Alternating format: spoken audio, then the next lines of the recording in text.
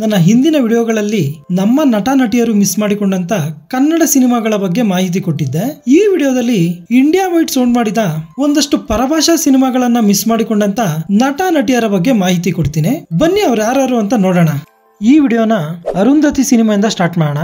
ಈ ಅರುಂಧತಿ ಸಿನಿಮಾದ ಹೀರೋಯಿನ್ ರೋಲ್ಗೆ ಮೊದಲಿಗೆ ನಮ್ಮ ಕನ್ನಡದ ನಟಿ ಪ್ರೇಮ ಅವ್ರನ್ನ ಕಾಂಟ್ಯಾಕ್ಟ್ ಮಾಡಿದ್ರಂತೆ. ಈ ಅರುಂಧತಿ ಸಿನಿಮಾಗೋಸ್ಕರ ಹಲವಾರು ದಿನಗಳ ಕಾಲ್ ಶೀಟ್ ಬೇಕಾಗಿರುತ್ತೆ. ಆದ್ರೆ ಪ್ರೇಮ ಅವರು ಆ ಸಮಯದಲ್ಲಿ ಒಂದು ಕನ್ನಡ ಸಿನಿಮಾದಲ್ಲಿ ಬ್ಯುಸಿ ಇದ್ದ ಕಾರಣ ಅಷ್ಟು ದಿನಗಳ ಕಾಲ್ ಶೀಟ್ ಅವ್ರ ಹತ್ರ ಇರಲ್ಲ. ಈ ಒಂದೇ ಕಾರಣದಿಂದ ಅರುಂಧತಿ ಸಿನಿಮಾನ ಪ್ರೇಮ ಅವರು ಮಿಸ್ ಮಾಡ್ಕೊಂಡಿರ್ತಾರೆ. ನೀವು ಅನ್ಕೊಳ್ಬಹುದು ಅರುಂಧತಿ ಸಿನಿಮಾಗೆ ಪ್ರೇಮ ಅವ್ರನ್ನ ಯಾಕೆ ಕಾಂಟ್ಯಾಕ್ಟ್ ಮಾಡಿದ್ರು ಅಂತ. ಅದಕ್ಕೆ ಕಾರಣ ಇದೆ. ಅದೇನಂದ್ರೆ ಈ ಅರುಂಧತಿ ಸಿನಿಮಾದ ನಿರ್ದೇಶಕರಾದ ಕೋಡಿ ರಾಮಕೃಷ್ಣ ಅವರು ಈ ಹಿಂದೆ ದೇವಿ ಅನ್ನೋ ಸಿನಿಮಾನ ಡೈರೆಕ್ಟ್ ಮಾಡಿರ್ತಾರೆ. ಆ ಸಿನಿಮಾದಲ್ಲಿ ದೇವಿ ಪಾತ್ರದಲ್ಲಿ ನಮ್ಮ ಪ್ರೇಮ ಅವರು ನಟಿಸಿರ್ತಾರೆ. ಈ ಸಿನಿಮಾ ತೆಲುಗಿನಲ್ಲಿ ದೊಡ್ಡ ಹಿಟ್ ಆಗಿರುತ್ತೆ. ಈಗಲೂ ಅಲ್ಲಿನ ಜನತೆ ಪ್ರೇಮ ಅವ್ರನ್ನ ದೇವಿ ಅಂತಲೇ ಗುರುತಿಸ್ತಾರೆ. ಈ ದೇವಿ ಸಿನಿಮಾ ಕೂಡ ಆಲ್ಮೋಸ್ಟ್ ಅರುಂಧತಿ ಸಿನಿಮಾದ ಜೋನರ್ ಅಲ್ಲೇ ಇರುತ್ತೆ. ಸೊ ಅದೇ ಡೈರೆಕ್ಟರ್ ಈ ಸಿನಿಮಾನ ಕೂಡ ಡೈರೆಕ್ಟ್ ಮಾಡ್ತಾ ಇರೋ ಕಾರಣದಿಂದ ಇವರನ್ನ ಭೇಟಿಯಾಗಿರ್ತಾರೆ. ಪ್ರೇಮ ಅವರು ರಿಜೆಕ್ಟ್ ಮಾಡಿದ ನಂತರ ಈ ಆಫರ್ ಮಲಯಾಳಂನ ಖ್ಯಾತ ನಟಿ ಮಮತಾ ಮೋಹನ್ ದಾಸ್ ಅವ್ರ ಹತ್ರ ಹೋಗಿರುತ್ತೆ. ಅವರು ಕೂಡ ಸೇಮ್ ಕಾರಣದಿಂದಾನೇ ಈ ಸಿನಿಮಾನ ರಿಜೆಕ್ಟ್ ಮಾಡಿರ್ತಾರೆ. ಈ ಅರುಂಧತಿ ಸಿನಿಮಾದ ಡೈರೆಕ್ಟರ್ ಹಾಗೂ ಪ್ರೊಡ್ಯೂಸರ್ ಕಾಂಬೋ 2004 ಅಲ್ಲಿ ಚಿರಂಜೀವಿ ಅವ್ರ ಜೊತೆ ಅಂಜಿ ಅನ್ನೋ ಸಿನಿಮಾನ ತೆಗೆದಿರ್ತಾರೆ. ಆ ಸಿನಿಮಾ ಕೂಡ ಫ್ಯಾಂಟಸಿ ಸಿನಿಮಾನೇ ಆಗಿರುತ್ತೆ. ಅದರಲ್ಲಿ ಹೆವಿ ಗ್ರಾಫಿಕ್ಸ್ ಯೂಸ್ ಮಾಡಿರ್ತಾರೆ. ಯಾವ ರೇಂಜ್ಗೆ ಅಂದ್ರೆ ಈ ಸಿನಿಮಾದ ಸ್ಪೆಷಲ್ ಎಫೆಕ್ಟ್ಸ್ಗೆ ನ್ಯಾಷನಲ್ ಅವಾರ್ಡ್ ಸಿಕ್ಕಿರುತ್ತೆ. ಆದ್ರೆ ಆ ಸಿನಿಮಾ ಕೂಡ ಹಲವಾರು ವರ್ಷಗಳ ಕಾಲ ಶೂಟಿಂಗ್ ಮಾಡ್ಕೊಂಡಿರುತ್ತೆ. ಈ ಕಾರಣದಿಂದಾನೇ ಈ ಇಬ್ಬರು ನಟಿಯರು ಈ ಸಿನಿಮಾನ ರಿಜೆಕ್ಟ್ ಮಾಡಿರ್ತಾರೆ.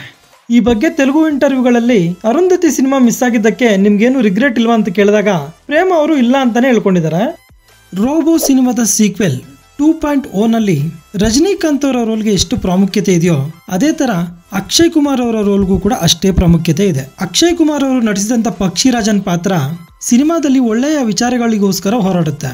ಆದ್ರೆ ಈ ಸಿನಿಮಾದ ಮೊದಲ ಆಯ್ಕೆ ಇವರಾಗಿರಲ್ಲ. ಡೈರೆಕ್ಟರ್ ಶಂಕರ್ ಅವರು ಇದಕ್ಕೂ ಮುನ್ನ ಕಮಲ್ ಹಾಸನ್ ಅವ್ರನ್ನ ಈ ಪಾತ್ರಕ್ಕೆ ಕೇಳಿರ್ತಾರೆ. ಕಮಲ್ ಹಾಸನ್ ಅವ್ರಿಗೆ ಈ ಪಕ್ಷಿರಾಜನ್ ಪಾತ್ರ ಇಷ್ಟ ಆದ್ರೂ ಕೂಡ ನಾನು ಇನ್ನೂ ಒಂದಷ್ಟು ದಿನಗಳ ಕಾಲ ಹೀರೋ ಆಗಿ ನಟಿಸ್ತೀನಿ ಅನ್ನೋ ಕಾರಣ ಹೇಳಿ ಈ ಸಿನಿಮಾನ ರಿಜೆಕ್ಟ್ ಮಾಡಿರ್ತಾರೆ. ವಿಶೇಷ ಏನಂದ್ರೆ ಈ ಪಾತ್ರಕ್ಕೆ ಹಾಲಿವುಡ್ ನ ಅರ್ನಾಲ್ಡ್ ಸ್ಕ್ವಾರ್ಜ್ನೆಗರ್ ಅವ್ರನ್ನ ಭೇಟಿಯಾಗಿದ್ರಂತೆ. ಇನ್ಫ್ಯಾಕ್ಟ್ ಚಿತ್ರತಂಡಕ್ಕೆ ಅವರ ಡೇಟ್ಸ್ ಕೂಡ ಸಿಕ್ಕಿರುತ್ತೆ. ಅಂದುಕೊಂಡಂತೆ ಎಲ್ಲ ನಡೆದಿದ್ರೆ ಸ್ಕ್ವಾರ್ಜ್ನೆಗರ್ ಅವರು ಈ ಸಿನಿಮಾದಲ್ಲಿ ನಟಿಸ್ತಿದ್ರು. ಆದ್ರೆ ಕಾರಣಾಂತರಗಳಿಂದ ಅವರು ಈ ಸಿನಿಮಾನ ಮಿಸ್ ಮಾಡ್ಕೊಂಡಿರ್ತಾರೆ. ಅಂದ ಹಾಗೆ ಶಂಕರ್ ಅವರ ಈ ಹಿಂದಿನ ಐ ಸಿನಿಮಾದ ಆಡಿಯೋ ಲಾಂಚ್ಗೆ ಅರ್ನಾಲ್ಡ್ ಸ್ಕ್ವಾರ್ಜ್ನೆಗರ್ ಅವರು ಚೀಫ್ ಗೆಸ್ಟ್ ಆಗಿ ಬಂದಿರ್ತಾರೆ. ತಮಿಳಿನ ರಾಕ್ಷಸನ್ ಸಿನಿಮಾನ ಸುಮಾರು 17 ಜನ ಹೀರೋಸ್ ರಿಜೆಕ್ಟ್ ಮಾಡಿರ್ತಾರಂತೆ. ಡೈರೆಕ್ಟರ್ ರಾಮ್ ಕುಮಾರ್ ಅವ್ರಿಗೆ ಒಂದು ನ್ಯೂಸ್ ಪೇಪರ್ ಓದ್ಬೇಕಂದ್ರೆ ಈ ಸಿನಿಮಾದ ಕತೆ ಹೊಳಿತಂತೆ. ಇಂಡಿಯಾದಲ್ಲಿ ಬಂದಂತ ಬೆಸ್ಟ್ ಥ್ರಿಲ್ಲರ್ ಸಿನಿಮಾ ಇದು. ಈ ಸಿನಿಮಾ ಬಂದ್ಮೇಲೆ ಅದೇ ಜೋನರ್ ಅಲ್ಲಿ ಒಂದಷ್ಟು ಸಿನಿಮಾಗಳು ಬಂದ್ವು. ಆದ್ರೆ ಅವ್ಯಾವು ಇದರಷ್ಟು ಇಂಪ್ಯಾಕ್ಟ್ ಮಾಡ್ಲಿಲ್ಲ.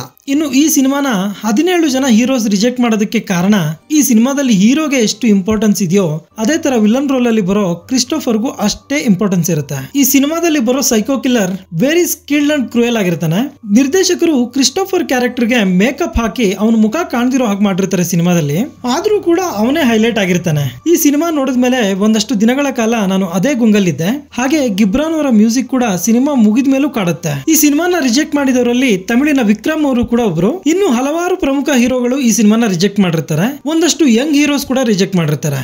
2010 ನಲ್ಲಿ ದೊಡ್ಡ ಹೆಸರು ಮಾಡಿದಂತ ತಮಿಳಿನ ಎಂದಿರನ್ ಸಿನಿಮಾ ಮೊದಲಿಗೆ ಕಮಲ್ ಹಾಸನ್ ಅವ್ರ ಬಳಿ ಹೋಗಿತ್ತಂತೆ. ಅವರು ಕೂಡ ಓಕೆ ಮಾಡಿ ಸಿನಿಮಾದ ಫೋಟೋ ಶೂಟ್ ಕೂಡ ಕಂಪ್ಲೀಟ್ ಆಗಿರುತ್ತೆ. ಆದ್ರೆ ಕಮಲ್ ಹಾಸನ್ ಅವರ ಡೇಟ್ಸ್ ಕ್ಲಾಶ್ ನಿಂದ ಆ ಸಿನಿಮಾ ನಿಂತು ಹೋಗಿರುತ್ತೆ. ಆ ನಂತರ ಇದರ ನಿರ್ದೇಶಕರಾದ ಶಂಕರ್ ಅವರು ಶಾರುಖ್ ಖಾನ್ ಅವ್ರನ್ನ ಭೇಟಿಯಾಗಿರ್ತಾರೆ.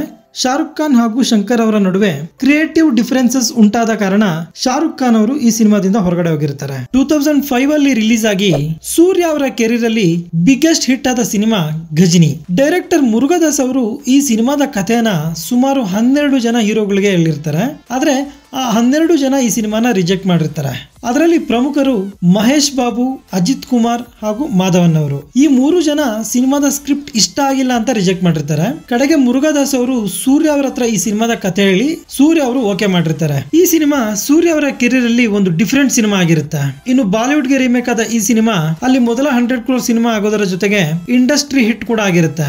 ಇಂಡಿಯಾ ವೈಡ್ ಸೌಂಡ್ ಮಾಡಿದಂತ ಬಾಹುಬಲಿ ಸಿನಿಮಾದ ರಾಜಮಾತಾ ಶಿವಗಾಮಿ ರೋಲ್ಗೆ ಮೊದಲಿಗೆ ಬಾಲಿವುಡ್ ನ ಶ್ರೀದೇವಿ ಅವ್ರನ್ನ ಅನ್ಕೊಂಡಿದ್ರಂತೆ. ಆದ್ರೆ ಶ್ರೀದೇವಿ ಅವರು ವಿಪರೀತ ಬೇಡಿಕೆಗಳನ್ನಿಟ್ಟ ಕಾರಣ ಅವರನ್ನ ರಿಜೆಕ್ಟ್ ಮಾಡಿ ಆ ರೋಲ್ಗೆ ರಮ್ಯಾ ಕೃಷ್ಣ ಅವರನ್ನ ಫೈನಲ್ ಮಾಡಿರ್ತಾರೆ. ರಮ್ಯಾ ಕೃಷ್ಣ ಅವರು ಶಿವಗಾಮಿ ರೋಲ್ ನಲ್ಲಿ ಅದ್ಭುತವಾಗಿ ಅಭಿನಯಿಸಿರ್ತಾರೆ. ಹಾಗೆ ಬಾಹುಬಲಿ ಸಿನಿಮಾದ ಮತ್ತೊಂದು ಪ್ರಮುಖ ಪಾತ್ರವಾದ ಕಟ್ಟಪ್ಪ ರೋಲ್ಗೆ ಮೊದಲಿಗೆ ಮೋಹನ್ ಲಾಲ್ ಅವ್ರನ್ನ ಭೇಟಿಯಾಗಿದ್ರಂತೆ. ಆದ್ರೆ ಮೋಹನ್ ಲಾಲ್ ಅವರು ಆ ಸಮಯದಲ್ಲಿ ಬ್ಯುಸಿ ಇದ್ದ ಕಾರಣ ಈ ಸಿನಿಮಾನ ರಿಜೆಕ್ಟ್ ಮಾಡಿರ್ತಾರೆ. ಆ ನಂತರ ಈ ಪಾತ್ರ ಸತ್ಯರಾಜ್ ಅವರ ಪಾಲಾಗಿರುತ್ತೆ. ಸತ್ಯರಾಜ್ ಅವರು ಕೂಡ ಕಟ್ಟಪ್ಪನ ಪಾತ್ರದಲ್ಲಿ ಅದ್ಭುತವಾದ ಅಭಿನಯ ಕೊಟ್ಟಿರ್ತಾರೆ.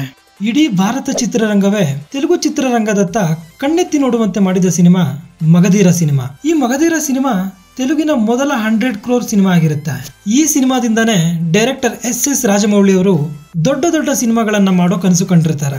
ಇಂಥ ಒಂದು ಲ್ಯಾಂಡ್ ಮಾರ್ಕ್ ಸಿನಿಮಾನ ಆಕ್ಟರ್ ಸೂರ್ಯ ಅವರು ರಿಜೆಕ್ಟ್ ಮಾಡಿರ್ತಾರೆ. ಹೌದು, ಎಸ್ ರಾಜಮೌಳಿ ಅವರು ಈ ಸಿನಿಮಾದ ಕಥೆನ ಸೂರ್ಯ ಅವ್ರಿಗೆ ಹೇಳಿರ್ತಾರೆ. ಆದ್ರೆ ಸೂರ್ಯ ಅವರು ಇಂತಹ ಸಿನಿಮಾನ ರಿಜೆಕ್ಟ್ ಮಾಡಿರ್ತಾರೆ. ರೀಸೆಂಟ್ ಆಗಿ ಕಂಗುವಾ ಮೂವಿ ಇವೆಂಟ್ ನಲ್ಲಿ ಆ ಸಿನಿಮಾ ಮಿಸ್ ಮಾಡ್ಕೊಂಡಿದ್ದಕ್ಕೆ ಇವತ್ತಿಗೂ ರಿಗ್ರೆಟ್ ಇದೆ ಅಂತ ಹೇಳ್ಕೊಂಡಿರ್ತಾರೆ. ಇನ್ನು ಈ ಮಗಧೀರ ಸಿನಿಮಾದಿಂದ ರಾಮ್ ಚರಣ್ ಅವರು ಸೂಪರ್ ಸ್ಟಾರ್ ಆಗಿ ಬದಲಾಗಿರ್ತಾರೆ. ಆಸ್ಕರ್ಸ್ಗೆ ನಾಮಿನೇಟ್ ಆಗಿದ್ದಂತ ಲಗಾನ್ ಸಿನಿಮಾನ ಶಾರುಖ್ ಖಾನ್ ಅವರು ರಿಜೆಕ್ಟ್ ಮಾಡಿರ್ತಾರೆ. 2001 ನಲ್ಲಿ ಬಂದ ಈ ಸಿನಿಮಾನ ಆಶುತೋಷ್ ಗೌರಿಕರ್ ಅವರು ಡೈರೆಕ್ಟ್ ಮಾಡಿರ್ತಾರೆ. ಇವರು ಈ ಸಿನಿಮಾದ ಕಥೆನ ಮೊದಲಿಗೆ ಶಾರುಖ್ ಖಾನ್ ಅವ್ರಿಗೆ ಹೇಳಿರ್ತಾರೆ. ಆದ್ರೆ ಶಾರುಖ್ ಖಾನ್ ಅವರು ಆ ಸಮಯದಲ್ಲಿ ಬ್ಯುಸಿ ಇದ್ದ ಕಾರಣ ಈ ಸಿನಿಮಾನ ರಿಜೆಕ್ಟ್ ಮಾಡಿರ್ತಾರೆ. ಆ ನಂತರ ಅಮೀರ್ ಖಾನ್ ಅವರು ಈ ಸಿನಿಮಾದ ಕಥೆನ ಇಷ್ಟಪಟ್ಟು ಅವರೇ ಪ್ರೊಡ್ಯೂಸ್ ಕೂಡ ಮಾಡಿರ್ತಾರೆ. ಈ ಸಿನಿಮಾಗೆ ರಾಷ್ಟ್ರ ಪ್ರಶಸ್ತಿ ಜೊತೆಗೆ ಹಲವಾರು ಪ್ರಶಸ್ತಿಗಳು ಬಂದಿರ್ತವೆ. ಸದಾ ಸದಭಿರುಚಿಯ ಚಿತ್ರಗಳನ್ನೇ ಮಾಡುವಂತ ರಾಜ್ಕುಮಾರ್ ಹಿರಾನಿ ಅವರ 2 ಸಿನಿಮಾಗಳನ್ನ ಶಾರುಖ್ ಖಾನ್ ಅವರು ರಿಜೆಕ್ಟ್ ಮಾಡಿರ್ತಾರೆ. ಅವ್ಯಾವು ಅಂದ್ರೆ 2003 ಅಲ್ಲಿ ಬಂದಂತ ಮುನ್ನಾಬಾಯಿ MBBS ಸಿನಿಮಾ ಹಾಗೂ 2009 ಅಲ್ಲಿ ಬಂದಂತ 3 Idiots ಸಿನಿಮಾ. ಶಾರುಖ್ ಖಾನ್ ಅವರು ಮುನ್ನಾಬಾಯಿ ಸಿನಿಮಾನ ಹೆಲ್ತ್ ಇಶ್ಯೂಸ್ ಇಂದ ಮಿಸ್ ಮಾಡ್ಕೊಂಡಿರ್ತಾರೆ. ಇನ್ನು ಈ ಮುನ್ನಾಬಾಯಿ MBBS ಸಿನಿಮಾ ಹಲವಾರು ಭಾಷೆಗಳಿಗೆ ರೀಮೇಕ್ ಆಗಿರುತ್ತೆ. 3 Idiots ಸಿನಿಮಾನ ಕೂಡ ಬೇರೆ ಸಿನಿಮಾಗಳಲ್ಲಿ ಬ್ಯುಸಿ ಇದ್ದ ಕಾರಣ ಮಿಸ್ ಮಾಡ್ಕೊಂಡಿರ್ತಾರೆ. ಈ ಸಿನಿಮಾನ ಚೇತನ್ ಭಗತ್ ಅವರ ಒಂದು ಕಾದಂಬರಿಯನ್ನ ಆಧರಿಸಿ ತೆಗೆದಿರ್ತಾರೆ. ಇವತ್ತಿಗೂ best coming of age cinema ಅಂದ್ರೆ ಅದು 3 Idiots ಸಿನಿಮಾನೇ. ದಳಪತಿ ವಿಜಯ್ ಅವರ ಕೆರಿಯರ್ ಅಲ್ಲಿ ತುಪಾಕಿ ಸಿನಿಮಾ ಸ್ಪೆಷಲ್ ಆಗಿ ನಿಲ್ಲುತ್ತೆ. ಈ ಸಿನಿಮಾದ ನಂತರ ಅವರ ಕೆರಿಯರ್ ಮೇಲೇರ್ತಾನೆ ಹೋಗಿರುತ್ತೆ. ಡೈರೆಕ್ಟರ್ ಮುರುಗದಾಸ್ ಅವರು ತುಪಾಕಿ ಸಿನಿಮಾದ ಕಥೆನ ಅಕ್ಷಯ್ ಕುಮಾರ್ ಅವ್ರನ್ನ ತಲೆಯಲ್ಲಿ ಇಟ್ಕೊಂಡು ಮಾಡಿರ್ತಾರೆ. ಅಕ್ಷಯ್ ಕುಮಾರ್ ಅವ್ರನ್ನ ಒಪ್ಪಿಸಿ ಅವ್ರ ಜೊತೆ ಸಿನಿಮಾ ಮಾಡೋದಕ್ಕೂ ರೆಡಿ ಆಗಿರ್ತಾರೆ. ಆದ್ರೆ ಕಾರಣಾಂತರಗಳಿಂದ ಈ ಸಿನಿಮಾನ ವಿಜಯ್ ಅವರ ಜೊತೆ ಮಾಡ್ಬೇಕಾಗುತ್ತೆ. ಈ ಸಿನಿಮಾ ತಮಿಳಲ್ಲಿ ಹಿಟ್ ಆದ್ಮೇಲೆ ಇದೇ ಮೂವಿನ ಹಾಲಿಡೇ ಅನ್ನೋ ಹೆಸರಲ್ಲಿ ಹಿಂದಿಯಲ್ಲಿ ಅಕ್ಷಯ್ ಕುಮಾರ್ ಅವ್ರ ಜೊತೆನೆ ರೀಮೇಕ್ ಮಾಡಿರ್ತಾರೆ. ಸೊ ಇದಾಗಿರುತ್ತೆ ಪರಭಾಷಾ ಸಿನಿಮಾಗಳನ್ನ ಮಿಸ್ ಮಾಡಿಕೊಂಡಂತ ನಟ ನಟಿಯರ ಪಟ್ಟಿ. ಇದರ ಪಾರ್ಟ್ 2 ಬೇಕಂದ್ರೆ ಕಾಮೆಂಟ್ ಮಾಡಿ. ಈ ವಿಡಿಯೋ ನಿಮ್ಗೆ ಇಷ್ಟ ಆಗಿದ್ರೆ ಒಂದು ಲೈಕ್ ಕೊಟ್ಟು ನನ್ನ ಚಾನೆಲ್ ನ ಸಬ್ಸ್ಕ್ರೈಬ್ ಮಾಡ್ಕೊಳ್ಳಿ. Thank you.